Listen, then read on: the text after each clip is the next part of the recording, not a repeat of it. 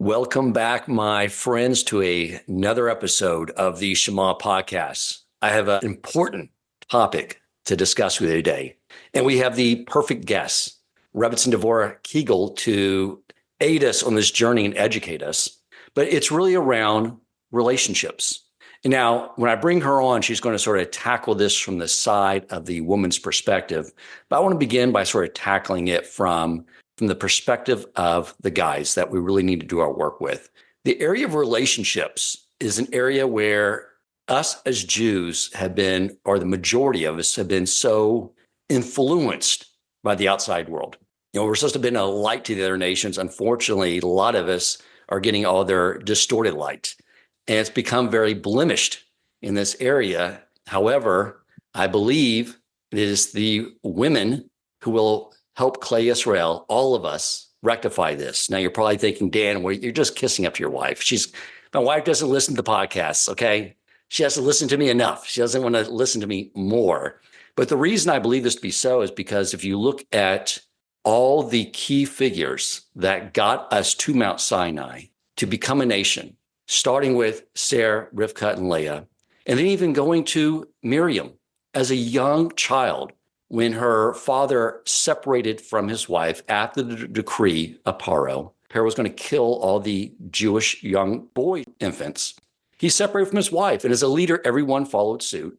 But Miriam, a young age with wisdom, rebuked her father and said, Paro is only killing the Egyptian boys. You're killing the boys and the girls.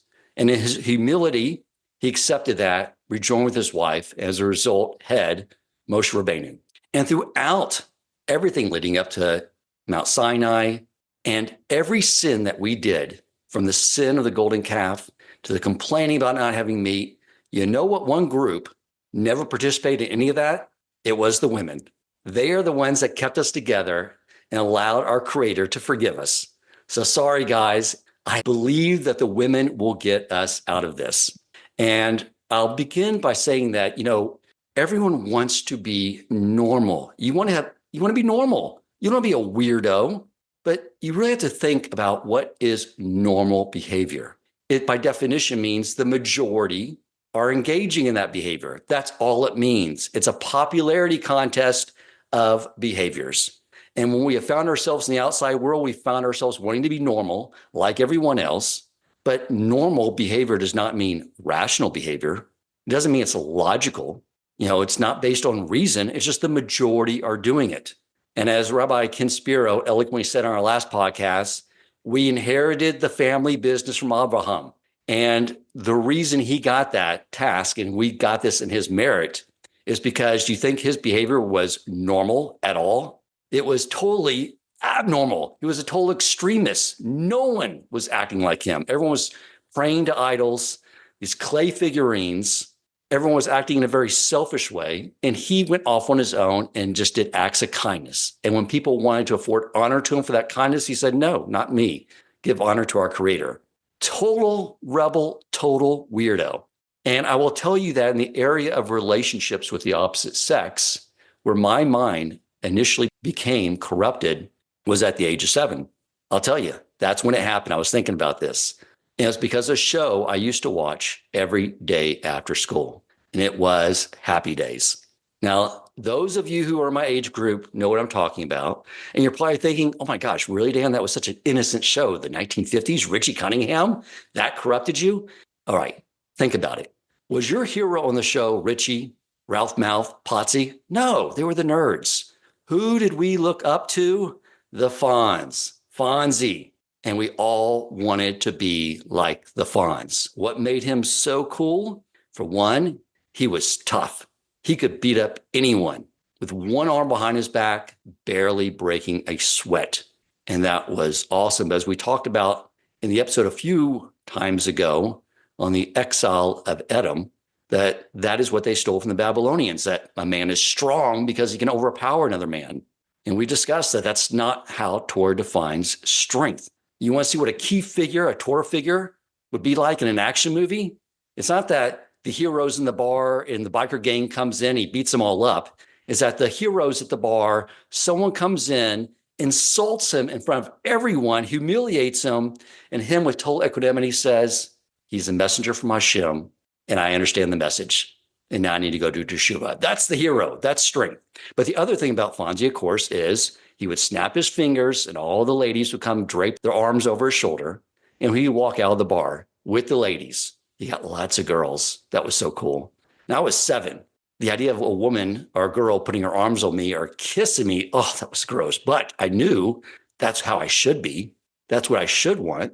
And it shaped me and it formed me. And it's so wrong because, as we discussed before too, the reason we have a bris milah is not a mitzvah that we complete when we're 8 days old. It's completed when we're 8 days old, gentlemen. So when we see that part of our anatomy, we remember the covenant. We remember that it is our life goal to become a man to overcome that. You think the heavens are cheering when they see a dog have an urge and mate with another dog? No, that's their natural instinct. And no one's cheering when a man pursues that urge either. A man is someone that overcomes it. So Fonzie was actually acting very effeminate. Men have to bring a masculine giving energy to a relationship. And I heard this a lot when I was engaged with the secular world, talking to guys, and they would say, the marriage isn't going very well, Dan. I mean, it was great at first when we were dating. That when we first got married, she couldn't keep her hands off me. It was amazing, but she wants nothing to do with me anymore. And now I understand why. Because there's a pattern that Hashem creates in the world, my friends, and that is just like he created this spiritual cocoon for us in the wilderness, amazing paradise, where it was like a 5-star hotel in those clouds of glory. Everything was being provided for us, AC, food, water, and all we did was focus on a relationship with our Creator. After 40 years, Hashem said, did you like the way this relationship worked? Isn't it amazing? We said, oh, yes, we love this. This is incredible. He said, great. Now go in the land of Israel. I'm going to hide myself behind nature and now go earn that relationship with me. And we are still working on that today. But he does the same thing in relationships. He creates these feelings that we have. And after a while, he pulls it away and says, did you like that? Great. Now go earn it. So my friends, I see a lot of guys when that goes away, when Hashem pulls his energy away, coming with this feminine energy of wanting to take. Of course, the woman is no longer interested. She wants to bring the feminine energy, and you're bringing the feminine energy as well. So I think what we all need to do, and I'm looking at myself in the Zoom, we need to study our ksuba, our ketubah. That is the guidelines for how to be a man. For those of you who are not familiar with that, it is our contract that we sign before we get married. Now, many men will sign a premarital agreement because what they're trying to do is protect their assets in case the woman doesn't make me happy anymore. I can leave and I can leave with my assets. Let me tell you something. For us Jews, Hashem does not care about that contract. It's null and void. What he cares about is the ksuba. And if you study it, all it is the woman's giving us exclusivity. Everything else we provide to them. We are supposed to be givers. We are supposed to be the sun in the relationship, getting our light from Hashem and reflecting it back on our wife. And then she is like the moon and she reflects it back to us stronger. So we need to get our act together in that area. So I want to now turn it over from the lens of the women. And before I bring our guest on, I want to give an analogy. I want you to imagine, ladies, that you are the director of HR and the board of directors is calling a emergency meeting. And they announced to everyone, the CEO does, that the CFO just resigned. And he's impressing upon everyone, all of you, the importance of replacing our chief financial officer. It's so imperative to the organization. And the director of human resources says, I'm on it. I will find us a replacement. And after some time goes by, she calls the follow-up meeting and announces to the board, I found him. I found the perfect CFO for our organization. And the CEO says, wonderful. Tell us about the interviewing process, how you found this person for us. And she says, well, fortunately, there was a lot of available candidates on the databases. So I had a lot to go through. So I just sort of flipped through their profiles and I found a guy so handsome. I was like, he really looks like a great CFO. He's really handsome guy. So I set up the first interview at this really quaint bar that I really like. It has music, but it's not too loud so you can talk. It's a nice environment. And as soon as he sat down next to me at the bar, we just clicked. It was so great. I mean, we were laughing nonstop the entire time. And I connected with him so much. I felt right then and there, this is the guy. Now, the next day I sensed it, but I didn't remember a lot of what we discussed because we got pretty drunk. I'll admit, we did take a cab home. We're responsible, but I forgot a lot. We got pretty wasted. But I remember that we were quoting a lot of movie lines from our favorite comedian, Will Ferrell. And I took him to go see for the second interview that latest Will Ferrell movie. It was hilarious.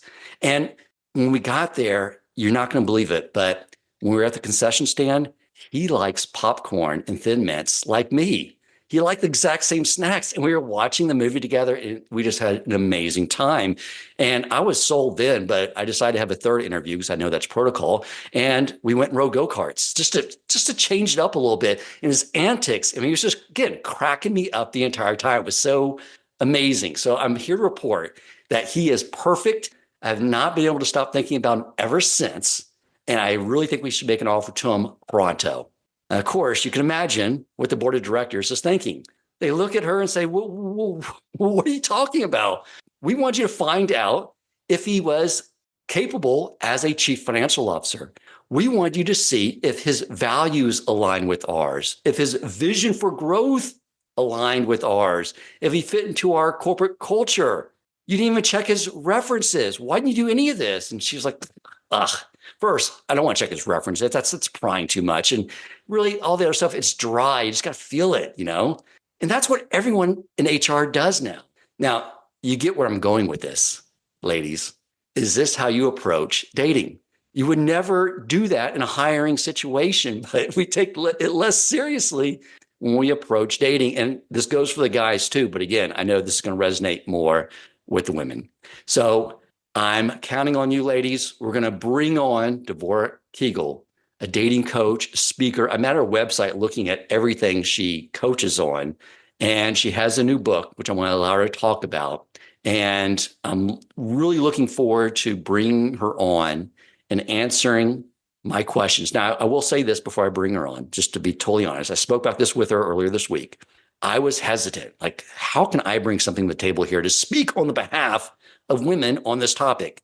And I spoke about it with my 18-year-old daughter, Yona, who's extremely bright, extremely mature young woman. She told me, Dad, do this. It's important. Her and her friend McCall wrote down some amazing questions and things that they're thinking about. And one of the things she said too, is she said, Dad, you know what you can bring to the table? I said, what? And she said, you can make sure that no women date anyone who is like you in your 20s. And I said, I agree. Amen. I am for that. Welcome to the Shema Podcast, the podcast for the perplexed, where Torah insights intertwined through personal stories as well as interviews with leading Torah scholars demonstrate the empowering qualities of Torah and mitzvot. For more great Torah learning through Torch, the Torah Outreach Center of Houston, go to torchweb.org. Now to the show. Welcome to the show, Devorah. I'm so happy to have you here. Thank you so much for having me. I loved your analogy, by the way. I really went with it. You really fleshed it out. It was amazing. And it's something that I often tell my dating coaching clients that, we should really approach our dating life quite similarly to our professional life. Meaning, if you wanted a new job in your field and you heard that your uncle's sister's cousin's sister-in-law's friend was in this field, you would 100% send them your resume and say, hey, can you please, forward this to him? I'm looking for a new job in that field, and I really could use your help with networking. You would do this with zero shame and zero hesitation. But somehow when it comes to our dating life, we get all weirded out by trying to network for a husband, right? It's the same exact process, and you should feel just as confident, capable, and calm about doing that with your dating life as you do with your professional life. But we somehow get all like, oh, it's so desperate. It's not desperate. I think it's very assertive. I think it's great. I wanted to also circle back on something you said, which was great, which is that, the bris milah is really just a sign of the covenant. And the covenant is that we should be holy, right? As Jews, we're meant to be holy. And what is holiness? Primarily, it's using our physical drives for higher purposes. So I didn't know if, I don't know if we wanted to jump to this right away, but I grew up, I win the award for least likely person to become an Orthodox Jew across Right. America. Yes. I want you to share And your background because yeah, it helps a well, lot. what really was interesting to me is that I was an atheist and grew up Reconstructionist, which is similar to Reform. I didn't meet an Orthodox Jew till I was 24 years old when I came to New York City for my first job. And what attracted me the most to traditional Judaism was this. It wasn't God. I didn't believe in God. It was, I heard about this Jewish way to date, and I heard that Yosef Hatzadik, Joseph, the reason that he's the only person in the Torah referred to as a righteous person, why is he given that moniker? Because he was in a very, very difficult situation with Mrs. Potiphar, who the sources tell us, switched her outfits 25 times a day and was very seductive. She was a married woman and she kept trying to seduce him. And he was a 17-year-old teenage kid. I had a 17-year-old boy. Like, that's a really hard test. And yet he escaped from her clutches by the skin of his teeth, literally, like by a minute millimeter, he passed this test. And him overcoming his, what we call the Yetzer Hara, the more base physical drives, his instinct, as you said, the fact that he overcame that gave him this title of righteous person. Additionally, in Pirkei Avot, Ethics of Our Fathers, it says, who is strong? The person who conquers his baser drives. So this literally is what drew me to Judaism. It wasn't some lofty, spiritual experience I had that came much later. What first did it for me was I felt like, I'm in my low to mid 20s, my entire life. I've been looking at what's going on with the hookup culture and unfortunately, participating in the secular quote unquote dating world and feeling like this is so disrespectful to women, but like, where is there another option? Should I be Amish? Should I be Mormon? Like, where can I find a dating system that will enable me to meet a mensch, meet a good guy and marry him? And little did I know that it was in my very own tradition in Judaism that we have these beyond genius ideas of how to get to know someone in a safe space, in a clear, confident, respectful way, and really make good choices, really, which is the most important choice of our life, is who to marry. So none of us want to be in the 50, 60% divorce rate. So Judaism teaches us how to do this in a really smart way. And the book that I wrote was really distilling my own journey with my train wreck of a dating journey, as well as all of the things that I learned along the way about Jewish dating techniques. And then, thank God, the last 12 years that I've been coaching women in dating, thank God I'm about to have my 310th client get engaged. And so there are a lot of little vignettes in the book from my clients to really, hit the points home and show people how it really works in real time. So I will say that that's something you share with my daughter, because back when we were living in the suburbs, this is what got her too, because I was sort of wanting to move to a community. She wasn't ready. I had come from a class that Rabbi Wolbe teaches. I didn't do a good job at keeping the class focused. So they went off on this tangent of asking him about dating and everything. It's the first time I ever heard it too. The class was amazed by it. And I got home, my daughter asked, how was class? And I told her about this whole thing that we'll be discussing. I approached the subject by saying, you got to check this out. I literally said, it's so weird, because it is weird, because it's not normal, which is a good thing. And I explained to her and she goes, I don't understand. Isn't that how everyone does it? I was like, no one, I don't remember anyone does it that way. It's like, well, that just makes sense. And she goes, how'd you do it? And I was like, I went out to bars, my friends, and got drunk and found a cute girl and asked for a phone number. It didn't work out. And I tried it again. And I finally met your mom. She was like, no offense, Dad, but that doesn't make any sense at all. And she told me yesterday when we were talking over Shabbos, she said, when I told her that your story, she said, tell her that's my story too. So yeah, it's so many of our stories. And that's why I feel like, look, when we go through challenging experiences, I feel like the way to make them meaningful is to help other people through that situation.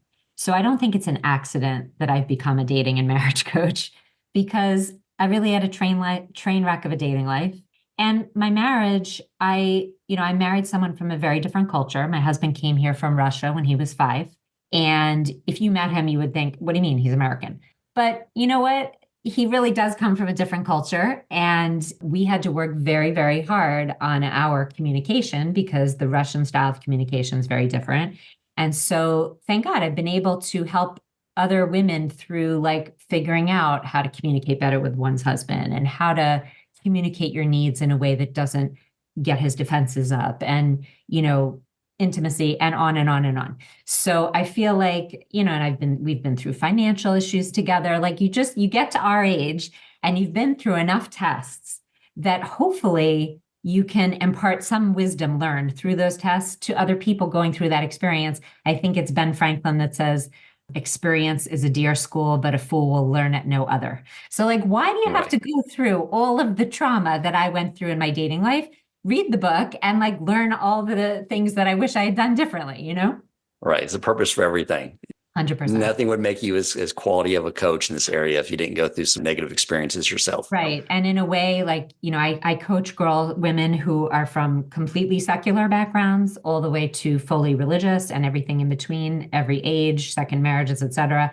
And I feel like, a lot of the women tell me, I feel like I can tell you anything. And I've told you stuff that I don't even tell my parents, my friends, the guy I'm dating, no one, only you. I don't even tell my therapist this sometimes, because they just feel like it's a zero judgment zone. Because again, what foot am I going to stand on? Like I've never been speaking to a client and been like, oh my gosh, that's so shocking. Like that's never happened, So a lot of the women I work with just feel very comfortable, divulging things, which is important. I'm sure it's very comforting when you can say like, yeah, I did that too. Right. And yeah, exactly. And this is not going to lead you in the right direction. Let's choose a different option.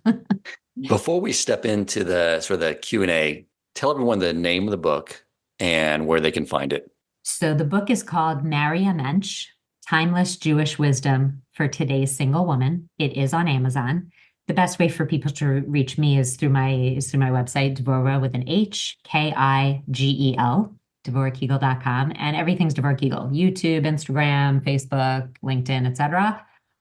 Through my website, you can download a free chapter of the book. The first chapter is free and you can get a sense for my writing style. And I wrote the book as like, we're sitting on a couch schmoozing. That's really how I wanted people to feel when they're reading it. It's not like, preachy or whatever. It's just like, we're having fun talking and I'm sharing stories with you and practical advice. So DevorahKigel.com, the free chapter can be downloaded and you can order it directly from my website, or you can go on Amazon and just type in Marry a Mensch. Tomorrow actually is the official release date on Amazon. This is going to be released about September 9th. It is released on Amazon. And I'm really hoping that we get this information out to as many women as possible. Stay tuned for the sequel for guys. All right. I'll have to write that in conjunction with my husband. Definitely want to be able to interview after that as well. But if you didn't write that down, all those links are at the bottom of the body of this podcast in the description field. So you can click on that and go right to any of those sites. All right. So you ready to hop into the Q&A that my daughter and her friend McCall prepared? Let's go for it. Okay. So the first question is, and I know from looking at sort of the summary of the book that you address a lot of this in your book, but how do you know if your deal breakers are reasonable or not? Great. So I get this question a lot. The deal breaker list, I don't even remember when I came up with this, but it's really my most important tool in coaching. So this is a list of approximately 10 items. Think the 10 commandments, right? Not 20 and not 5, but around 10. If it's 12, I won't show you, but around 10. What's interesting is that, and this will be, again, why I can't write this book for men by myself. I need my husband to help me, but men generally have a much shorter list, maybe 3-4 items. She's cute. Let's go. Right. Whereas for women, we're like, no, but this from my childhood. Okay. So basically around 10 items, what goes on your list? So we want to make this list only non-negotiable, like must-haves or absolute deal breakers. I can't negotiate. This is not a list of preferences. This is a list of absolutes. Character traits, in Hebrew, we call these midos, or personality traits. We're not going to put any physical attributes on this list, even though it's very tempting, because sometimes we want to leave God open to his magic.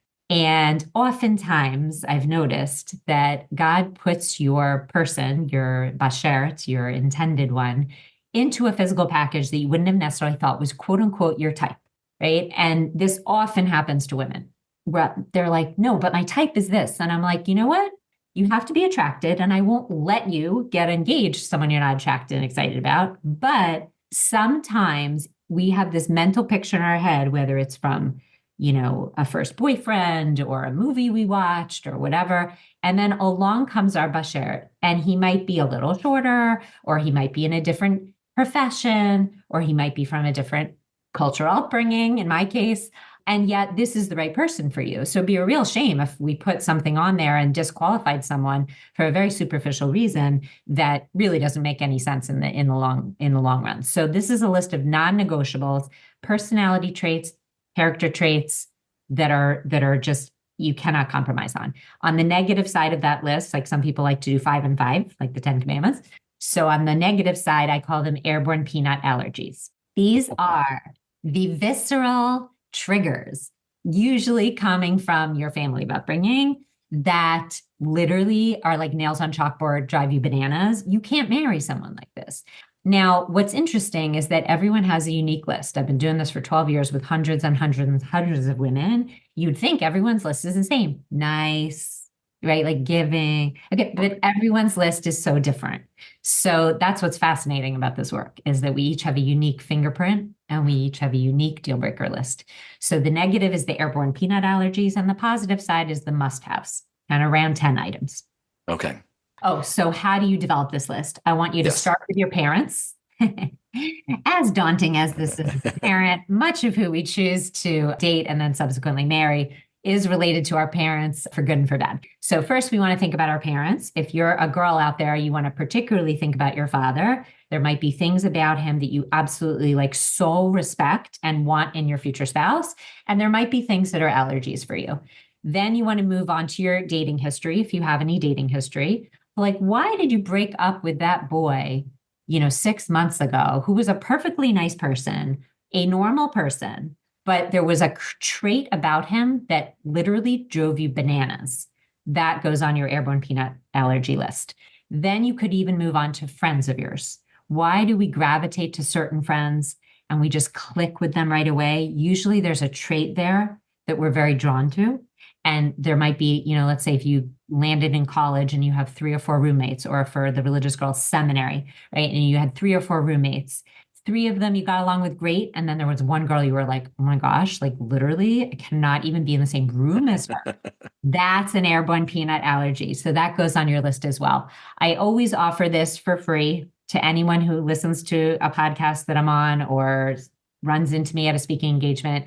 I'm happy to do this as just a freebie. If you want to reach out to me on my website or Instagram or Facebook or anywhere and send me your deal breaker list, I'm happy to look it over and just tell you if it's normal. Obviously, I won't be able to tell you because I don't know you. Like when I meet with a client for the first time, I really get to know them, their family history, their dating history, and then we make the deal breaker list. And of course, I'm going to be able to say, okay, I think you missed one based on this relationship that you had 2 years ago. Obviously, without knowing someone, I can't make those types of adjustments, but I can certainly tell you if this strikes me as a normal list. There aren't 2 attributes that are diametrically opposed, opposite to each other. That's obviously unrealistic. Don't want anything physical on there, et cetera, et cetera. I'm happy to do that if anyone wants to reach out to me. That's great. I have seen, back when I was in my 20s and I hung out with like a group of people that included girls, but when they were, we were friends, and some of the things they would have on their list were things as silly as when I gave in my analogy as I want them to like eating popcorn and Thin Mints. I think back to my marriage. I've been married 22 years. What we were interested in, 22 years ago is not the things that we are interested in today. Do you see some of that where people put things they're sort of interested in now and they want that? Right, totally. It's a great point. This is completely and utterly irrelevant. Like if we have the same, choice of music, favorite music, or movies, or like, popcorn. Yeah, like your favorite snack. These are totally irrelevant in the grand scheme of things, which is why I really feel like everyone could benefit from a dating mentor. And it doesn't have to be an official dating coach like myself, but What are the qualifications for a dating mentor? Happily married for 10 years or more. Why? Because only when you're married 10 years or more do you realize, oh, wait, that really didn't matter. And what really matters is what we call in Hebrew a lev tov, a good heart and a growth mindset. These are my two across the board for everyone on planet Earth, the two most important deal makers is a lev tov, a good heart, and a growth mindset. Because as you know, marriage is all about growth. I'm married 25 years. It's like literally we're different people than we started off this marriage. So your interests are not really what's important. Your goals, your values, your vision for the future. Does this match this other person? Do you have mutual respect in this relationship? Do you see the world a similar way? I will add that I feel like sense of humor is very much underrated. What do I mean by that? I think the reason people find the same things funny is because they actually look at the world the same way. And that's why they think that's funny. So it's not just like, oh, I want him to be funny and crack jokes. Rather, I want to share this same sense of humor. I want to find what he says funny is actually a very deep mitzvah. It's a very deep character trait because it means that the two of you look at the world in a similar way and therefore you find the same things funny. So I actually think it's a really important thing to look for. But anyway, you're absolutely right that we really want to be focused on the deep things that are going to get you through hopefully a lifetime and eternity of happily married life.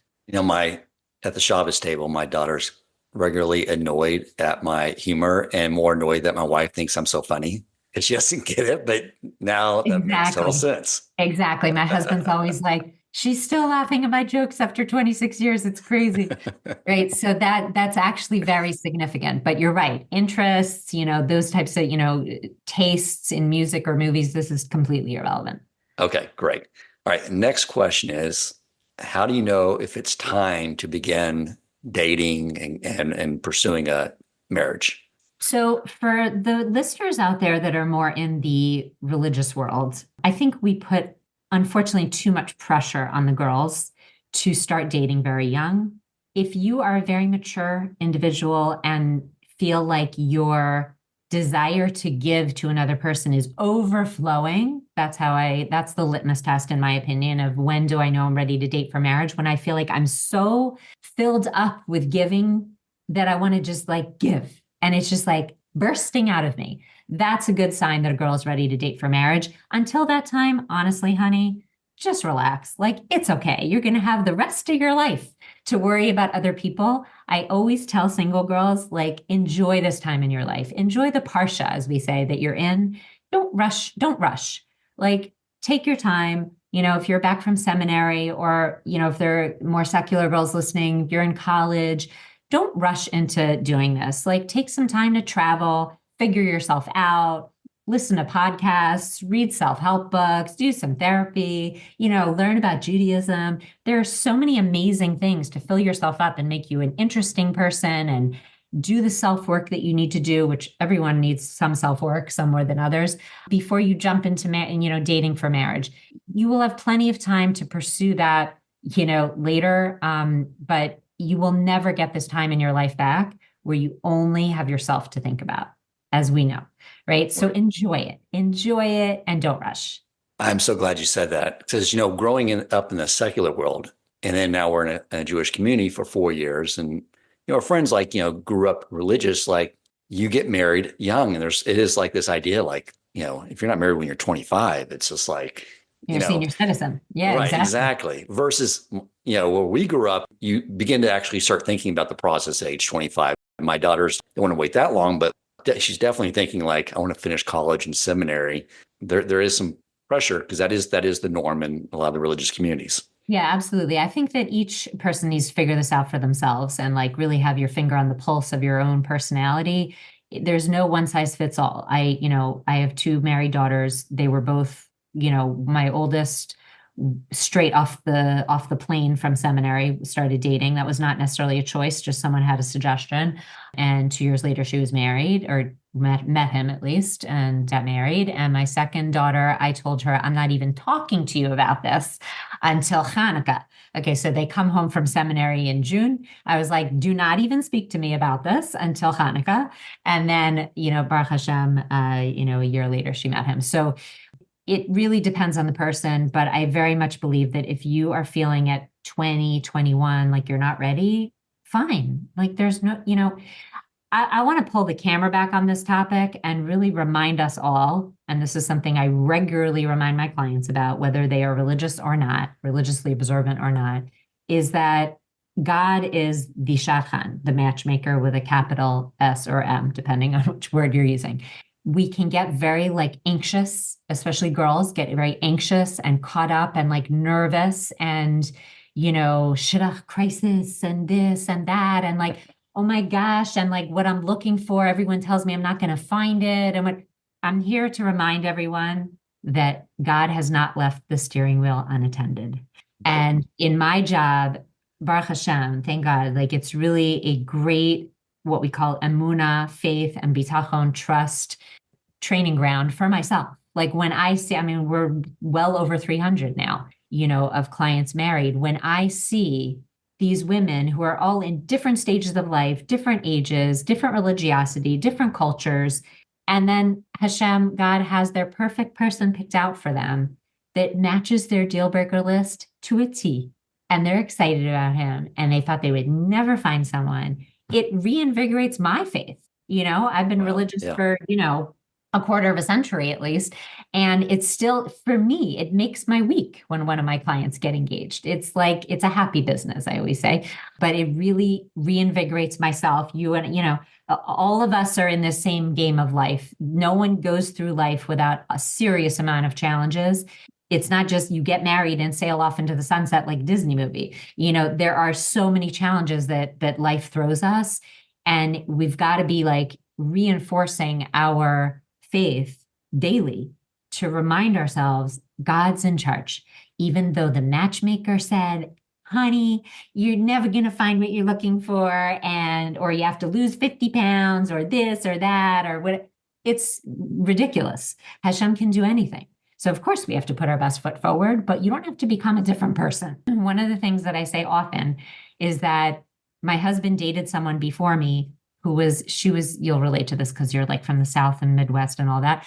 And she was from Ohio and she was like so nice. And my husband ended it with her because he said, I'm never going to accomplish anything in my life with this girl. Like everything I do is going to be fabulous.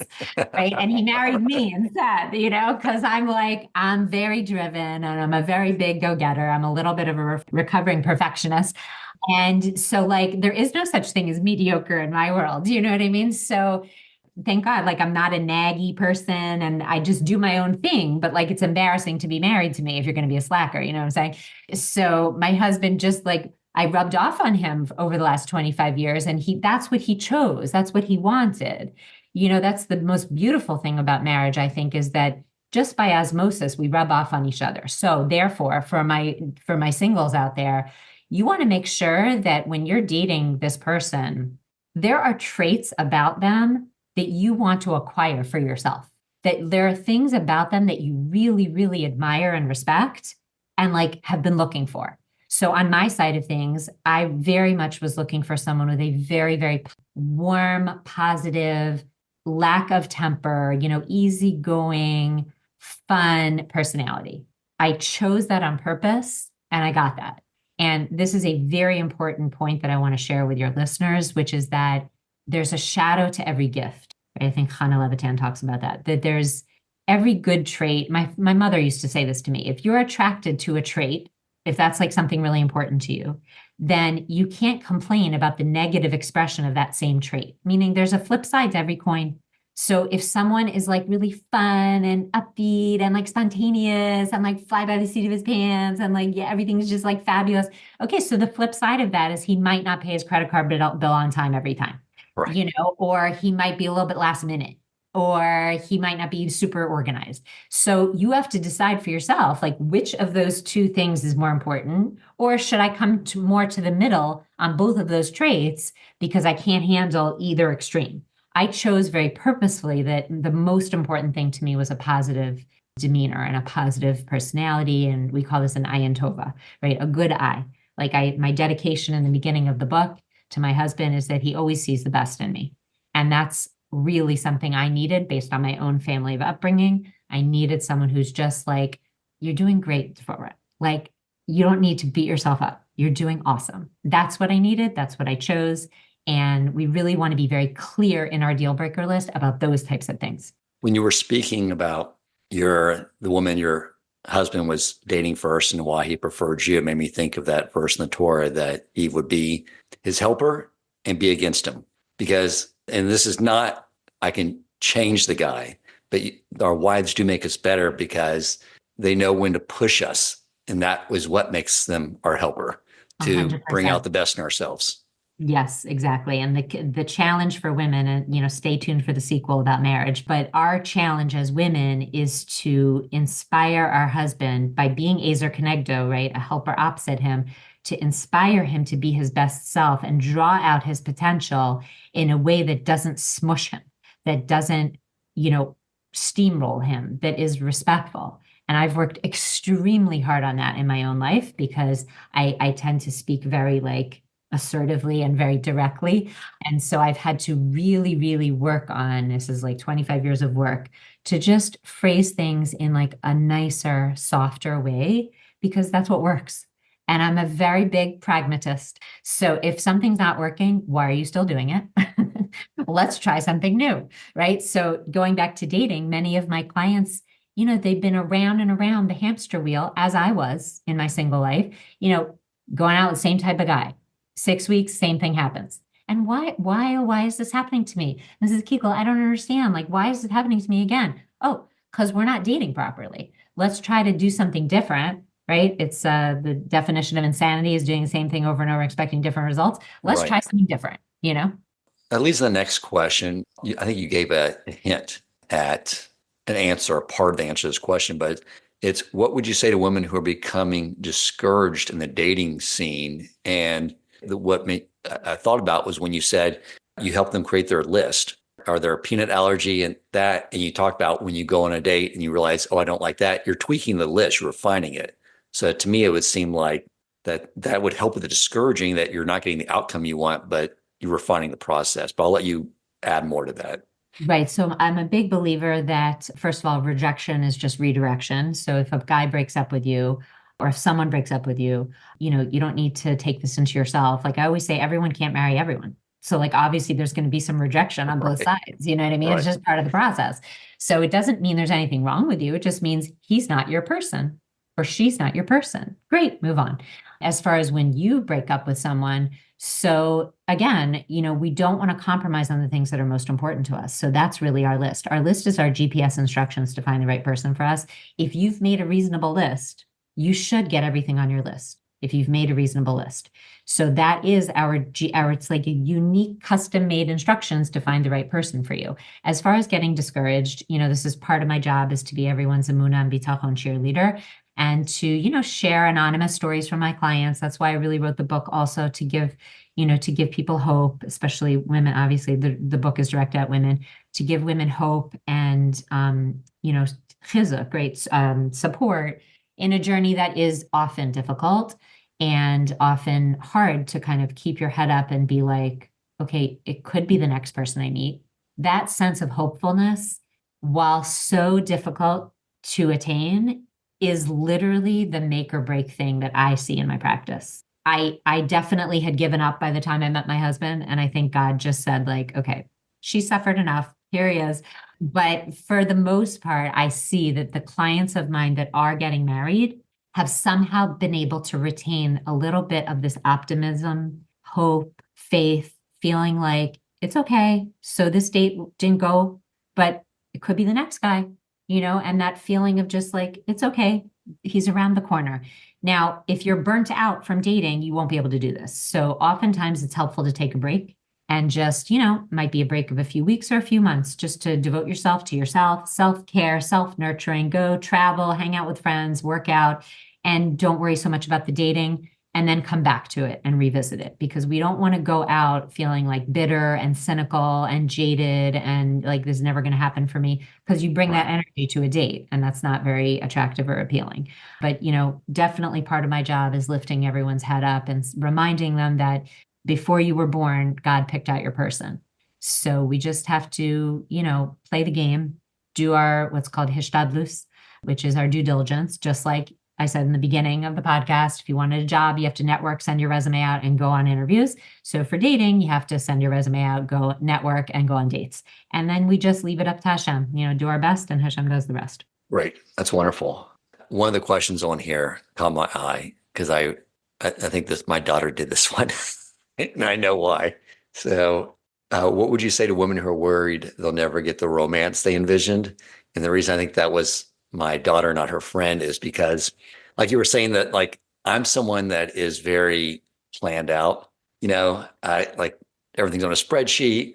I show up on time, right? But that means that like spontaneity, romance, I'm horrible at it. Like I don't know how to do that. And I know she's like observing our marriage, like I don't want my husband to be like that, like a little more romance. So okay, so the question is, what would you say to women who are worried they'll never get the romance they've envisioned? Great. Okay, so first of all, we want to distinguish between skill set versus character. Okay. So a skill set would be relationship tools, like being able to validate a woman's emotions or the 5 love languages, right? Things like that.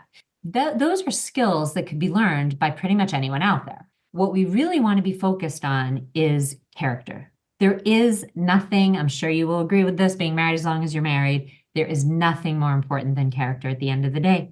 You want someone who, I read an article once that was, marry the man who is going to hold your hair back while you throw up in the toilet as you're pregnant, like this type of thing. Okay. Sorry for the gory reference, but, life is hard and raising a family is hard and finances are hard and health is sometimes hard. Life is not meant to be a walk in the park, and you better make sure you marry someone who's a stand-up person, who has good character, who's going to be there for you through thick and thin. That is really the essence of marriage. Unfortunately, we have all, myself included, been brainwashed by Disney and Tom Hanks movies, although right. that's probably dating myself, but romantic comedies, to think that if I meet the right person, I will immediately know, because it will click and fireworks and butterflies, and I will just know immediately on the first date that I met my bashert, and we will sail off into the sunset. So I wrote a whole article on aish.com about this. You can search my name under aish.com. I wrote 2 articles, one of which is the myths that Hollywood has taught us. And I have an entire chapter in my book, which is probably my favorite chapter, going through various movies that I watched and the messages that it taught us about love that are incorrect. And then the next chapter is the Jewish view of love and contrasting the two of them. So even though we may say, oh, what? Like I of course I know those movies aren't real, but it impacts your subconscious. How many women have told me, but I don't know, I just thought I'd know right away. And I'm like, okay, you watch too many movies. So I have many, many, many happily married clients, many, like maybe more than half, that it took 2, 3, 4, 5, 7, 10 dates, 15 dates for the attraction and the excitement to kick in to the level that, of course, you would need in order to decide this is your person. So it's really a misnomer that we're going to know right away. So that's first of all. But again, if I'm marrying the person who has the deal breaker list that I really decided was most important to me, and we share goals and values, and there's mutual respect. These are the, ingredients that need to be there for a successful marriage. And there's emotional connection and physical attraction. And he has a lev tov and a growth mindset. So then everything else is just kind of skill sets, relationship tools that we're both going to learn along the way, right? How to be more romantic. The 5 love languages is hands down, in my opinion, the best relationship tool ever. Funny story. My husband and I read that book and did the quiz when we were married almost 16 years. And my husband turned to me and he said, I understand you for the first time ever. Okay. What's the name of that book? It's called The 5 Love Languages. You can go online to the 5 Love Languages quiz.com, but I've been told that it's not the complete quiz. So it'll help you, but really I just advise you to buy the book. And I think for our more religious crowd out there, I think that the book was made into an Orthodox version if you Google around, because they're just like a couple stories that, were edited or whatever. But this is a game changer. Just like my first language is English, but I'm fluent in French as a second language. And my husband's first language was Russian, and he's fluent in English. So too, you have a mother tongue in love, meaning there is one of these 5 languages that you naturally give in and need to receive in to feel loved. So my example, my top love language by a long shot is acts of service, which means my husband could be giving me hugs, saying you're the best, buying me gifts and taking me out to restaurants. I won't feel that he loves me unless he lightens my load and like takes over some of my extreme amounts of burdens that I put on myself. Okay, so that's acts of service. So when he heard this and like we took the quiz, he was like, oh my gosh, like now I know how to give to you. It's literally a game changer. And I actually had my kids, there's a quiz for kids online. I had each of my 4 children take the quiz. This was many years ago. And I tried to predict their answers before the quiz came back. I think I was remarkably on target. I have one child who's physical touch. Like I could be hugging them all day and it's not enough. Now, if I didn't know that, I wouldn't be giving them the oxygen that they need to feel loved by their mother. Right. So it's a fabulous tool. So again, to circle back, we want to make sure that the person we're dating has the character traits that we're looking for, has good character, is a solid, upstanding, honorable, devoted person, and has the personality traits that match with us and the goals and values that match with us. Relationship tools and skills can be learned. So to me, it's not a deal breaker if the guy doesn't intuitively know how to give to you. Part of marriage, as you know, is being able to say, hey, I would love it if you could do this. It would make me feel amazing if you could just like load the dishwasher. I'm like so strung out right now, which is exactly what I said last night. So one of the questions you wrote was, what is the importance of love languages? And I never heard of that, but I can, after. Oh, I'm about to change your life. I need to read that more than any guy on the planet. I think that would. Okay, have your wife send me a thank you note. She will.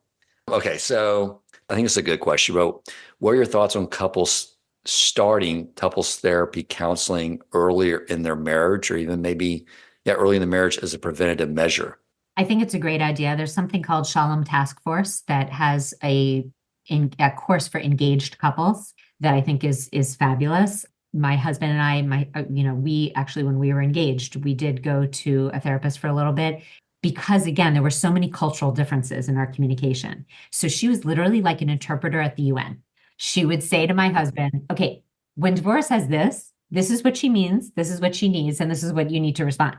Devorah, when he says this is what he means. Like it was literally like translation of what we were trying to say to each other. Right. Yeah. Now, thank God, we've worked on tremendously, and this is a question I get often is, should I consider dating someone from a different cultural background? Sephardi Ashkenazi, Russian American, Moroccan, whatever.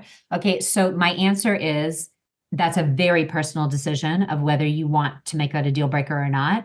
Obviously I wouldn't be married had I said that's a deal breaker for me. But I will tell you, it is single-handedly our biggest challenge. So when you grow up with a certain style of communication, you can imagine Israeli, right? The Israeli style of communication is very different than American. So is Russian. So it was a process of like figuring out like, what does he mean when he says this? And how do I not get triggered by this style of communication, right? So I wouldn't say necessarily make it a deal breaker, but go in with your eyes wide open because it's so easy. And you did it before you got married, which I think that even makes even more sense. Just to you want to set yourself up for good systems in your marriage, So I'm all about that. I've actually, as a dating coach, I don't take on male clients for various reasons, but I will coach guys that are dating my client. And on a number of occasions, the couple has wanted to kind of have some joint coaching as they approach engagement and during engagement to just like smooth out the rough edges a little bit. Obviously, in the Orthodox world, we get what's called Chatan and Kala classes, right? This is premarital classes that are really not supposed to be solely about the mitzvahs of married life, but also about shalom bayis, about, how to have a great marriage. My husband does a fabulous course. It's like 5 classes that he does with guys that really trains them on like how to be a great husband and what are the differences between men and women, that really will impact your marriage, and the 5 love languages and this and that. How are we supposed to know these things naturally, we won't necessarily. Even if your parents had a great marriage, it's still not something you would necessarily intuit in all of its detail. And particularly for those of us, which I think it's over 50% now, that come from divorced homes. So then for sure you want to incorporate some learning into your system of how to have, fabulous shalom bayis. Beautiful. There's something I wanted to ask you too, is because I even noticed this with guys, like when I was in my 20s, that would literally hop from girlfriend to girlfriend to girlfriend. Like they could not handle being single. And really what it was they didn't have confidence in themselves and they needed constant validation. And actually, like you have no business dating. If you need validation from another individual, and the same goes for a woman, you're not ready. That's my view, because like I sort of start off with the whole idea of marriage, you've said too, is about giving, not needing to receive something. What can you speak to that? It's really true. And I see women falling into this just as much, if not more, than men. We are a generation of low self-esteem, probably mostly due to Instagram. But moving on, a lot of people ask me, do I have to be completely healed in order to get married? And my answer to that is no. I certainly wasn't. But you want to get the process started. Like get yourself into some therapy, work on self-confidence, work on self-esteem, read books, read self-help, go on podcasts, pray, ask God to give you that inner self-confidence that's not based on external validation. But unfortunately, many of us do get sucked into this. And you're right. It is very hard to be married to one person if you have this need to be constantly validated and get approval from all of these other people. So you definitely want to work, both men and women want to work on this as much as possible before you get into the dating for marriage scene. Obviously, I do say this a lot, that marriage itself is healing. So I don't have to be completely healed to get married, but I got to be well on my journey. And then the process itself of being married to a great person who completes you is beautiful. That really does heal us. It's Hashem's magic that if we work on our marriage, we will smooth out the rough edges in ourselves. Marriage and then subsequently children really is the best boot camp for working on one's character traits, which is why Chazal, our rabbis tell us this is the entire reason we came into planet Earth, is to fix our negative traits. There's nothing better than marriage and family life to work on that. Your kids, as I'm sure you know, come into the world with your code that they can press to drive you bananas, so someone else's kid is doing the same thing and you're like, oh, they're so cute. And it's your kid, you're ready to pull your hair out. So that's on purpose. That's basher, as we say. That's custom made for us to work on ourselves. So one of the most powerful things to think about when you're married and then subsequently as a parent is that this person that I married, once I'm under the chuppah, this person that I married is basher for me. They are custom made for me to work on myself. And of course, it goes both ways.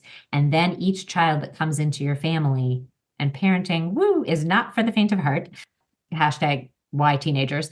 So these children came into your family on purpose. God put them in your family. You are basher for them, and they are basher for you. And it's all this seamless, beautiful tapestry so that we can all work on our traits. And then when we get upstairs, we're going to see just how much these children caused us to grow.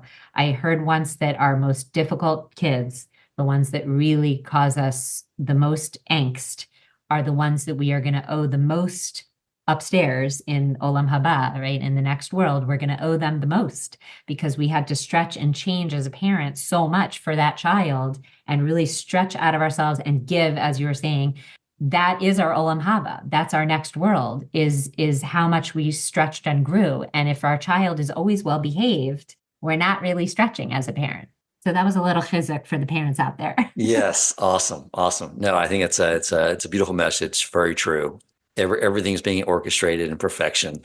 Yes, we are each in our individual Truman Show, right? I love that movie. It's everyone in our life, but it all works together seamlessly. Right.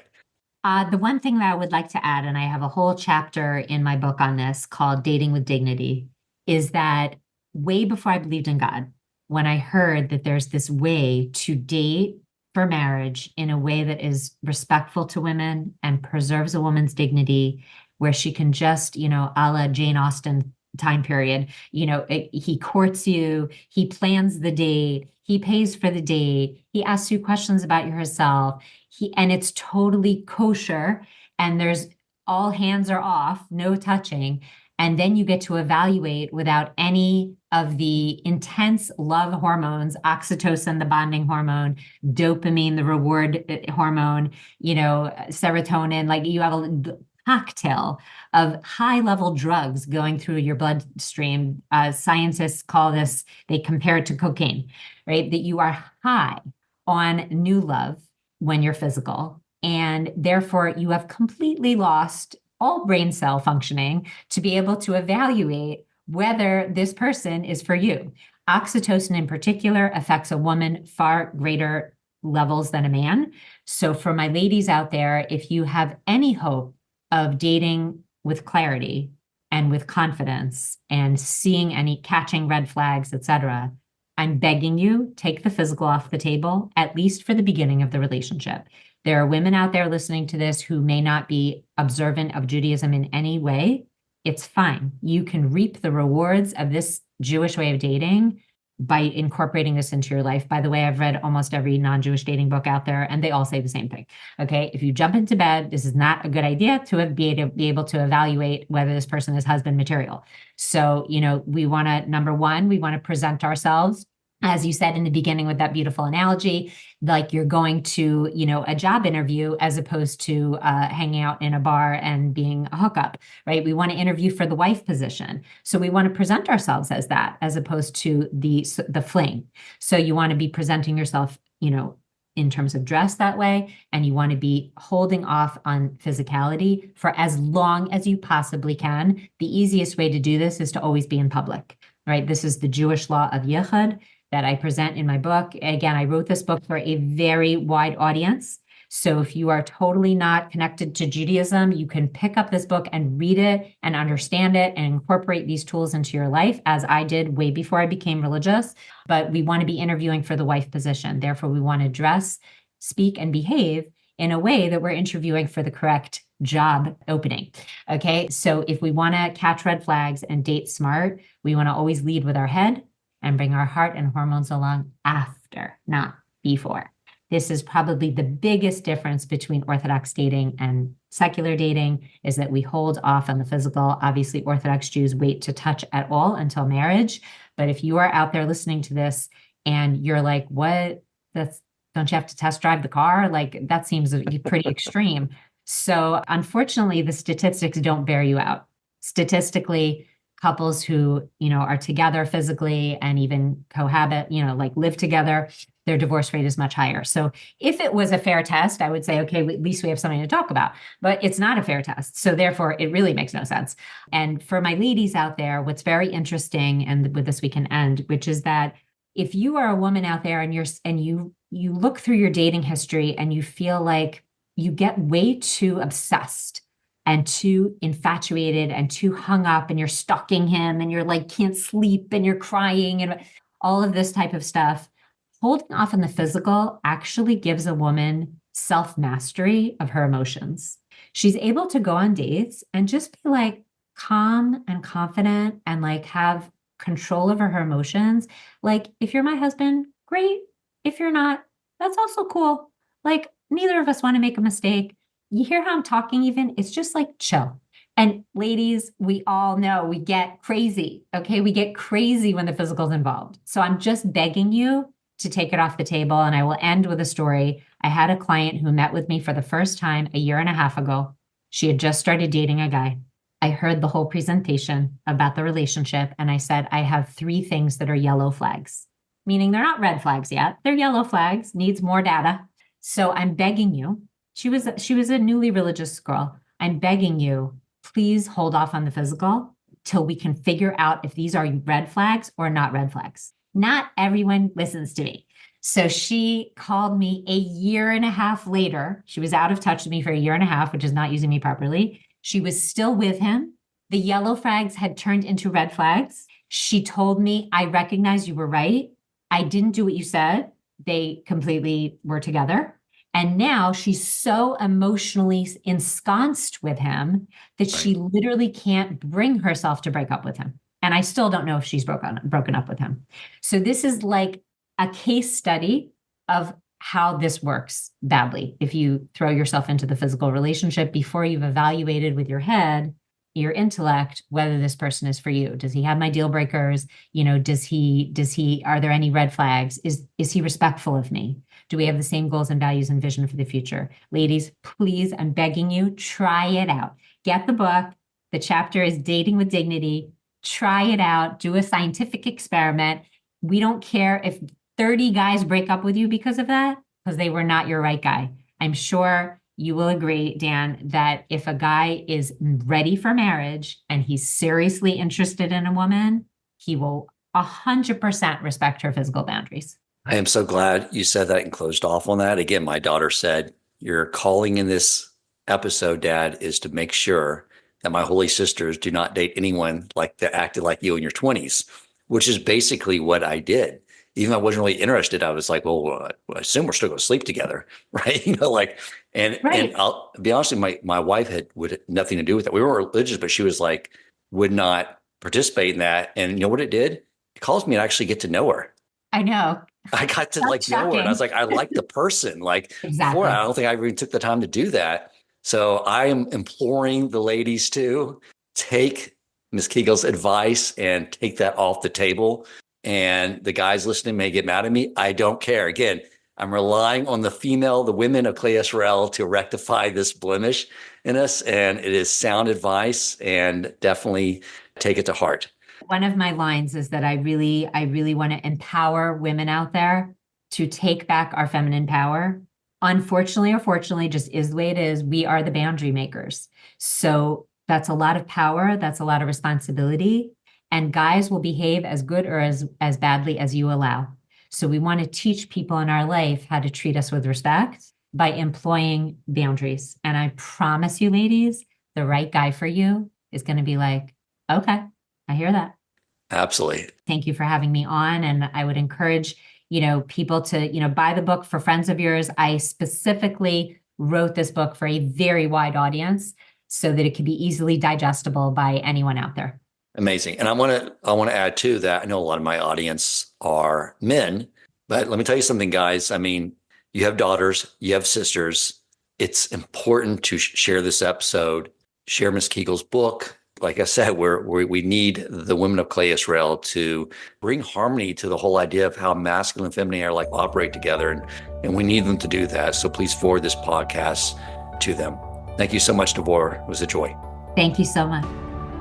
If you enjoyed this episode, please consider supporting Torch so they can continue to spread Torah wisdom to the world by making a donation at torchweb.org and clicking donate in the top right corner of the page.